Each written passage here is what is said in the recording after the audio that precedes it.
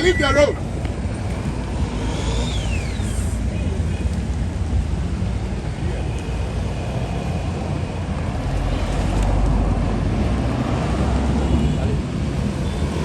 Stay there, okay?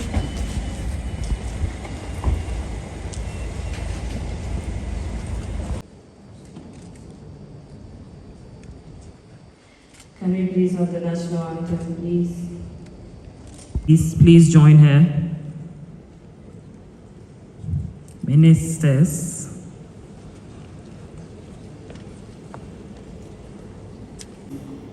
Theme. We know that Ghana has long positioned herself as a pioneer in our continent's anti-corruption efforts. We were among the first of the nations to ratify the AU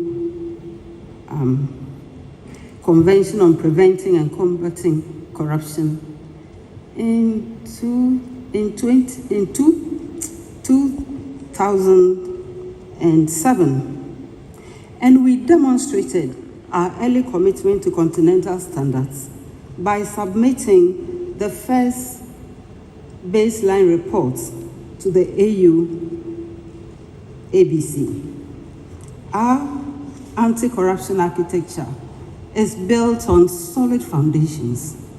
We have the 1992 Constitution and comprehensive legislation, including the Criminal Offences Act, Whistleblowers Act of 2006, the Right to Information Act of 2019, and the establishment of the Office of the Special Prosecutor in 2017. Our engagement with the AU-ABC review process exemplifies our commitment to continental accountability standards, which we take very, very seriously. And our commitment to this inclusive approach is evident in our support for investigative journalism, civil society advocacy, and the creation of platforms for citizen engagement in anti-corruption efforts. We need to confront the hard truths. However, despite our strong institutional framework, Ghana's performance on key corruption indicators has stagnated and in some cases declined. This is according to the data from the 2024 Corruption Perception Index, the Ibrahim Index of African Governance, and our own 2022 Ghana Statistical Service Corruption Report, which revealed that nearly 5 billion Ghana cedis was lost to bribery alone in 1 year. This cannot be funny. The IMF's assessment that our control of corruption has deteriorated over the last decade, despite outperforming many sub-Saharan peers in other governance aspects, underscores the urgency of our revitalization efforts. And this is where leadership comes in. Let us consider the commitment of the Mahama administration. His Excellency President John Dramani Mahama has demonstrated his commitment to revitalizing Ghana's anti-corruption architecture. Operation RIC supporting the Attorney General's office in receiving and processing corruption complaints. So what is the path forward? Revitalizing Ghana's anti-corruption architecture requires bold actions across multiple fronts. We must legislate and revitalize unexplained world orders, extending the application to both public officials and private citizens, while anchoring the principle of reverse burden of proof in our Constitution. The revised Conduct of Public Officers Bill will onboard the views of CSOs, anti-corruption institutions, the media, academia, the international community, and all relevant stakeholders to ensure that this bill stands the test of time. The bill will be open to a comprehensive engagement by all stakeholders, and its content and passage will once again demonstrate our commitment to accountability and the fight against corruption. Definitely, you talked about the asset declaration, and I agree with the major points you have made. We must ensure also that we have sustainable financing for anti-corruption institutions to reduce their influence and also to enhance their independence. The financing of political parties and national elections must be regulated through comprehensive legislation that addresses both internal party leadership selection and national campaign funding. We need to engage our citizens. No anti-corruption architecture can succeed without active citizen engagement. Civil society organizations, investigative journalists, and ordinary citizens will be the partners in this fight.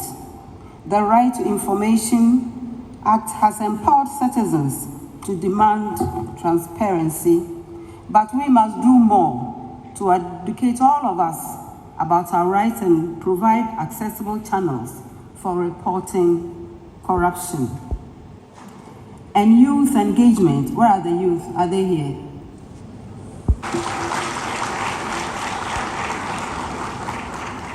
The economic case for fighting corruption has never been clearer, as Africa requires an estimated $2.8 trillion in financing to meet climate adaptation needs. Every dollar lost to corruption represents a missed opportunity. Ghana's economic recovery and long-term prosperity depend on our ability to demonstrate that we are reliable stewards of public resources. International investors, development partners, and our own citizens need the confidence that their contributions will be used effectively and transparently. So, looking ahead, as we revitalize our anti-corruption architecture, Ghana has the opportunity to reclaim its position as a continental leader in accountability reforms. Our early participation in the AUABC review process, combined with our democratic traditions, vibrant civil society, and institutional foundations, provides a strong platform for this leadership. However, leadership requires not just intentions, but measurable results. Distinguished ladies and gentlemen, allow me to conclude. The theme of revitalizing Africa's anti-corruption architecture acknowledges our achievements and shortcomings.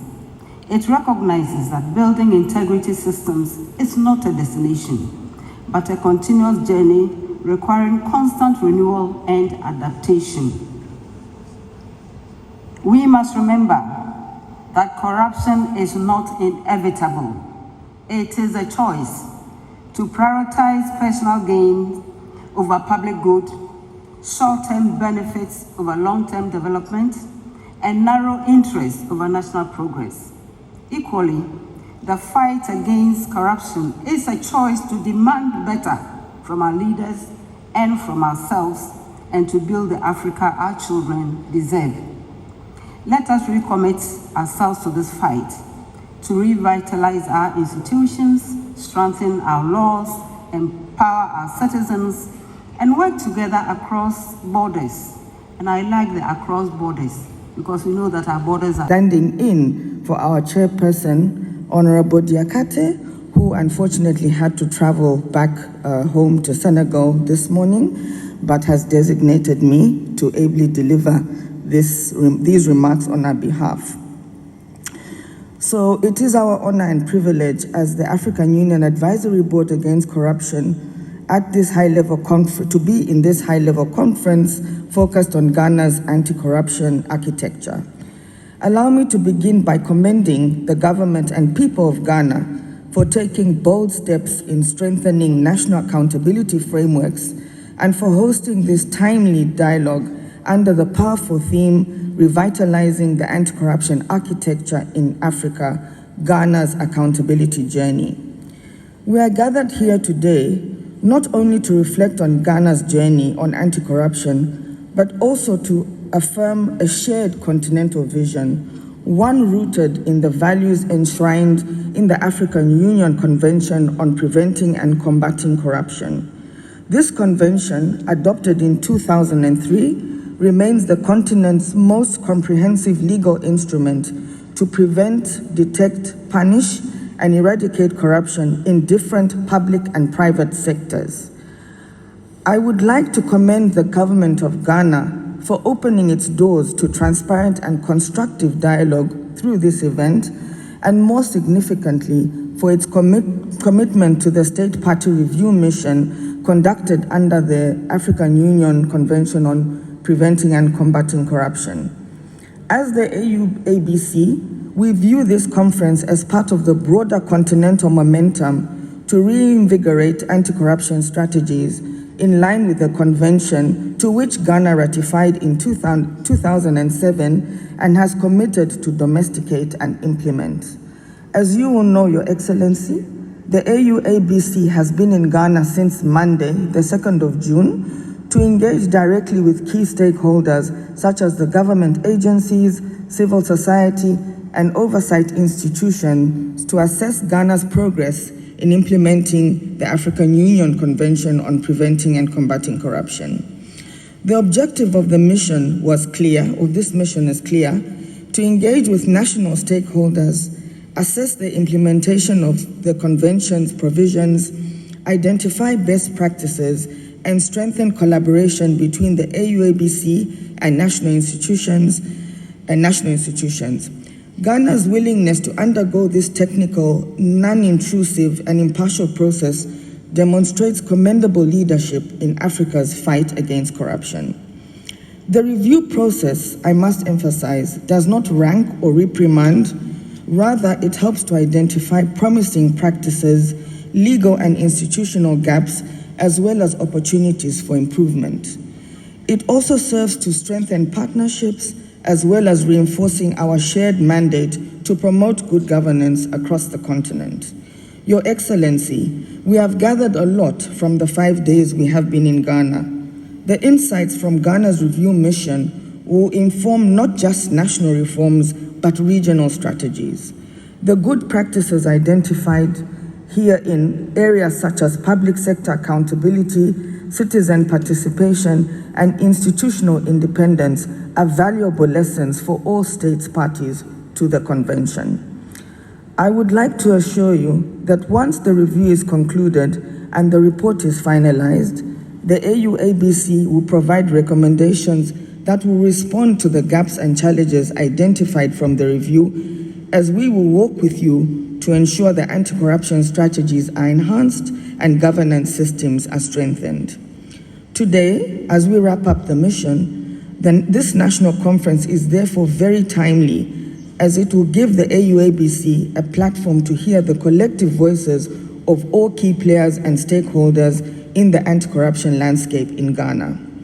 Your Excellency, distinguished guests, ladies and gentlemen, on behalf of the AU-ABC, I wish to reaffirm our commitment to supporting Ghana and all African Union member states in implementing the convention and advancing the collective goal of a corruption-free Africa. Let us leave here today not only inspired, but resolute to turn our shared values into action and our commitments into change. Finally, let me thank the President of the Republic of Ghana, His Excellency John Mahama, for according us the opportunity to meet with him and assuring the AU-ABC delegation of his commitment to fight against corruption. I would like to thank Professor Francis Dodo and his team and the entire coordinating committee for supporting the mission and organizing this conference. I thank you very much for your attention and wish us all a fruitful and action-oriented conference. Thank you. Progress under the African Union Convention on Preventing and Combating Corruption, with the theme, Revitalizing the Anti-Corruption Architecture in Africa, Ghana's Accountability Journey. This theme speaks directly to the constitutional imperative of building a just, accountable, and transparent society, an obligation which we owe not only to the people of Ghana, but to the entire continent of Africa. The rule of law must be more than a declaration. It must find expression in the daily conduct of public institutions and in the moral compass of those who lead these institutions.